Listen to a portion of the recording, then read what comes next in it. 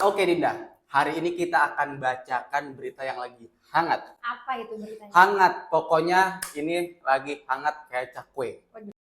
Cakwe baru matang. Yaitu yang pertama ada Ganjar dan Anies beda respon saat ditantang debat oleh BEM UI. Langsung aja ke beritanya. Sikat. Langsung saja masuk ke beritanya nih Kak Glenn. Jadi tantangan debat dilemparkan oleh Badan Eksekutif Mahasiswa Universitas Indonesia kepada semua calon presiden yang maju di Pilpres 2024 nanti. Oke. Terus? Kemudian, Ketua BEM UI Melkisedek Huang menyatakan pihaknya siap menguliti semua isi pikiran dan berdebat dengan berbagai argumen dengan para calon presiden nanti nih Kak. Anies mengaku siap untuk menghadiri debat itu. Tapi justru nih Pak Ganjar belum bisa memberikan jawaban pasti. Oke. Terus kalau menurut Dinda dan menurut teman-teman, apa yang menjadi penyebab Ganjar nih belum bisa memberi jawaban pasti ke pihak BEM UI? Teman-teman bisa bantu komen di kolom komentar ya. Tulis. Nah, Kak Glenn, untuk berita kedua nih ada Gibran ogah pakai jaket PSI. Langsung aja Kak Glenn beritanya. Sikat. Sikat. Ini ada berita nih Dinda masih hangat, yaitu Wali Kota Solo Gibran Rakabuming Raka menolak diberi jaket Partai Solidaritas Indonesia atau PSI saat acara Popdarnas yang digelar di Senayan di Jakarta, Dinda. Penolakan ini dilakukan lantaran Gibran itu masih kader PDIP, Dinda. Nah, peristiwa tersebut, Dinda, terjadi secara spontan saat anggota PSI yang membawa jaket itu lebih dulu menghampiri kader PSI, yaitu Helmi Yahya, untuk mengatakan jaket itu akan diberikan kepada Gibran. Namun, Gibran nampak tak mau Dinda menerimanya. Ketua Umum PSI, Giring Ganesa, mengetahui Gibran menolak untuk menggunakan atribut partainya. Ia melarang anggotanya memakai jaket itu kepada Gibran. Putra sulung Presiden Joko Widodo itu mengatakan dirinya tetap kader PDIP meski hadir acara PSI. Wah, jadi apakah tindakan Gibran ini mencerminkan kesetiaannya pada partai yang mendukung ayahnya? Atau ada alasan lain nih, Kak? Gimana tanggapan kalian? Next. Nah, ini yang ketiga nih, Dinda. Apa tuh, Masih Kak? hangat. Ini KPK diminta dibubarkan oleh Megawati.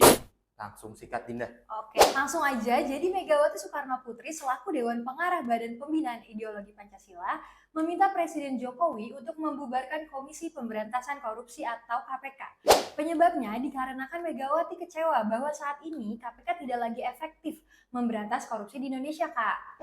Sampai saat ini saja korupsi masih sering terjadi dan rakyat masih hidup dalam kemiskinan. Nah, kalau kalian setuju atau tidak setuju nih dengan usulan dari Bu Mega? Tulis di kolom komentar.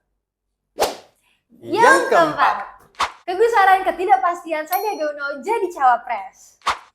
Politikus P3 Sandiaga Uno menebar manuver kepada PDI Perjuangan menyusul nasibnya menjadi bakal calon wakil presiden Ganjar Pranowo yang tak kunjung mendapat kepastian. Manuver yang dilancarkan Sandiaga ialah meminta P3 mengevaluasi dukungan kepada Ganjar jika PDIP tak menunjuknya menjadi bacawa pres Ganjar.